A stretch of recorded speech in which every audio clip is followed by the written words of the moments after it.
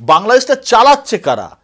জামাত, BNP, ছাত্রনেতা, ইউনূস সাহেব, এই অন্তর্বর্তী কি মানে কিভাবে চলছে? আসল ক্ষমতা কারাতে? ইউনূস সাহেব কি সত্যি চালাচ্ছেন নাকি পেছন থেকে অন্য কোনো শক্তি কাজ করছে?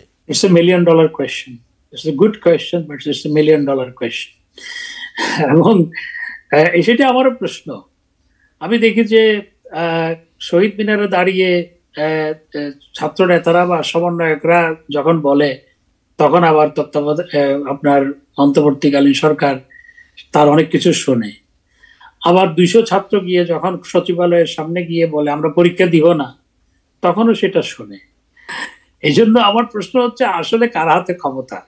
এবং আমার মাঝে মধ্যে প্রশ্ন জাগে, ডক্টর মোহাম্মদ ইউনূস সাহেব, যার প্রতি যথাযথ সম্মান এবং শ্রদ্ধা আমার আছে, বরাবরই ছিল, আমার মাঝে মধ্যে মনে হয় তিনি কি আসলে জিম্মি কিনা, সেটিও আমার মনে প্রশ্ন জাগে।